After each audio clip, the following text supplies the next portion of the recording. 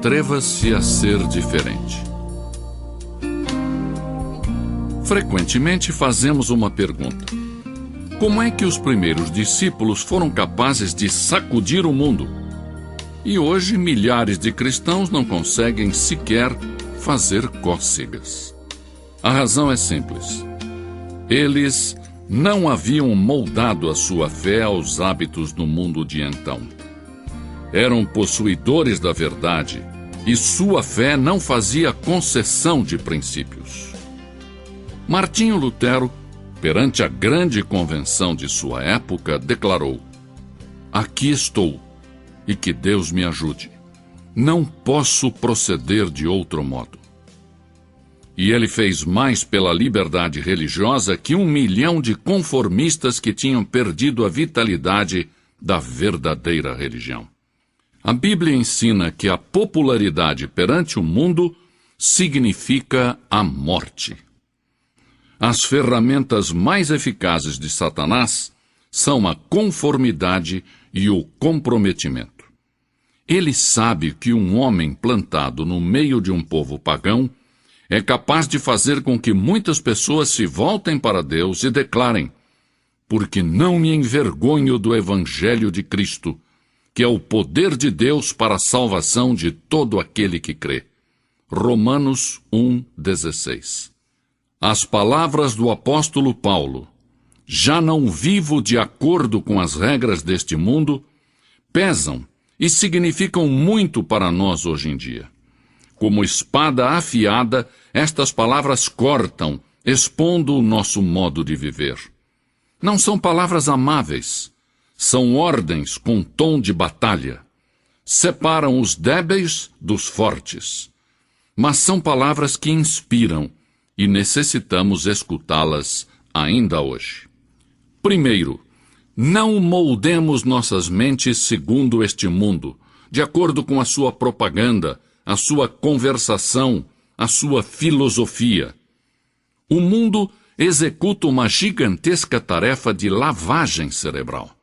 Às vezes consciente, às vezes inconscientemente, o cristão vive assediado por publicidade secular e mundana. Anúncios que proclamam que o homem elegante prefere tal marca de uísque, dando a entender que os que não bebem uísque não são pessoas de bom gosto. Muitos espetáculos, inclusive no domingo, são dirigidos a quem tem sede de violência, sexo e desrespeito à lei. Parece que um cérebro poderoso e diabólico rege os assuntos deste mundo, e que o seu objetivo principal é lavar o cérebro dos crentes para que se amoldem a este mundo. As coisas do mundo ameaçam contaminar a corrente de pensamento cristão. Satanás estará batalhando para distrair você cada hora de se dedicar a ler a Bíblia e a orar. Mas por cima desse estrondo, podemos escutar a voz das Escrituras, que nos diz: "Tende em vós aquele sentimento que houve também em Cristo Jesus." Filipenses 2,5. "E não vos conformeis a este mundo, mas transformai-vos pela renovação da vossa mente, para que experimenteis qual seja a boa, agradável e perfeita vontade de Deus." Romanos 12:2. Nós, cristãos, não devemos nos amoldar às ansiedades do mundo. Há muitos cristãos que torcem as mãos dizendo: "Que desastre este mundo!" A Bíblia nos diz que o mundo e seus desejos passarão, e que ele perecerá num cataclismo de julgamento. Nós, cristãos, devemos ser luz no meio das trevas. E a nossa vida deve mostrar tranquilidade, paz e gozo no meio da frustração, da confusão e da desesperança.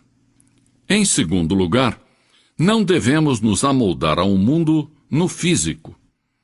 Este nosso corpo está destinado a ser templo do Espírito Santo. Não devemos nos prostrar perante os templos de Baal. Devemos apresentá-lo completo a Deus, como sacrifício vivo. O nosso vestir, as nossas atitudes e os nossos atos devem ser todos para a honra e a glória de Cristo. O propósito de Deus para nós é que nos amoldemos à imagem do seu Filho. O mundo pode pressionar, tentando deformar-nos, mas Cristo nos disse: transformai-vos pela renovação da vossa mente, para que experimenteis qual seja a boa, agradável e perfeita vontade de Deus. Em terceiro lugar, não devemos nos moldar ao mundo no aspecto social.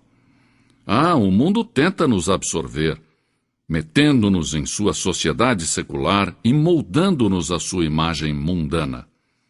Mas Cristo nos estimula a não nos ajustarmos a esses critérios. Disse sobre os que creem nele: eles não são do mundo, assim como eu não sou do mundo. João 17:16.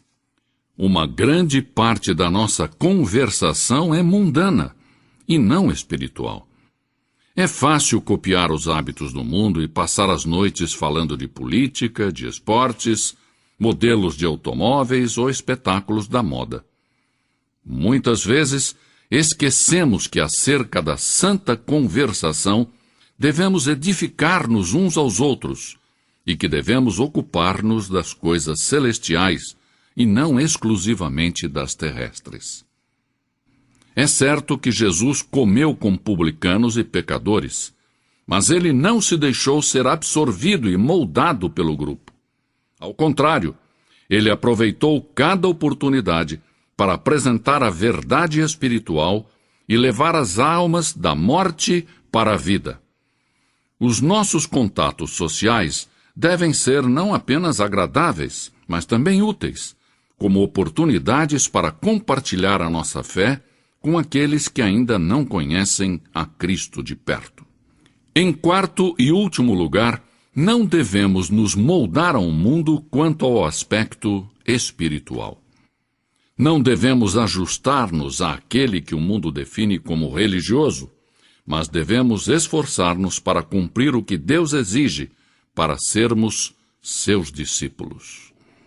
Nos tempos de Isaías, nenhuma nação era tão religiosa quanto Israel. O templo, estava sempre cheio. O sangue dos sacrifícios fluía no altar. O povo observava estritamente as festas religiosas, e na casa de Deus ressoavam as orações. Mas o culto de Israel carecia de profundidade, de devoção genuína. A nação estava deteriorando a moral, apesar de que as multidões enchiam o templo. Pela boca de Isaías, Deus então disse: não continueis a trazer ofertas vãs. O incenso é para mim abominação. As luas novas, os sábados e as convocações de assembleias, não posso suportar a iniquidade e o ajuntamento solene. Isaías 1:13. Logo, Isaías indicou ao povo como voltar a obter o favor de Deus. A este povo, que era membro da igreja, a este povo que tinha sido educado de acordo com as formalidades das suas leis religiosas, mas que não vivia corretamente durante a semana, Isaías os advertiu acerca do castigo divino.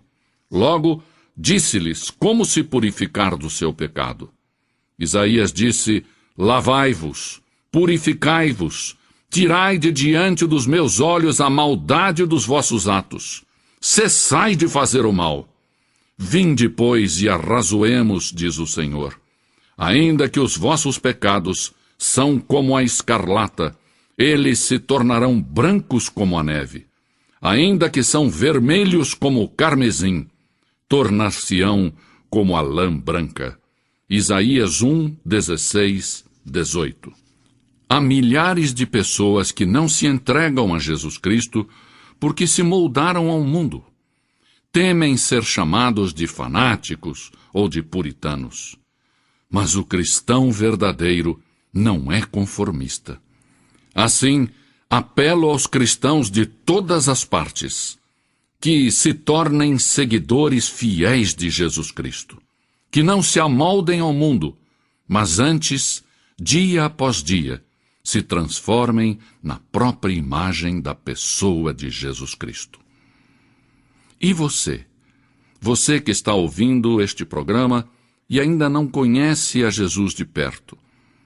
O meu convite a você é para que entregue agora mesmo o seu coração, a sua vida, por completo a Jesus. A sua vida se renovará e você será uma nova pessoa em Cristo Jesus. Deus assim o abençoe. Amém.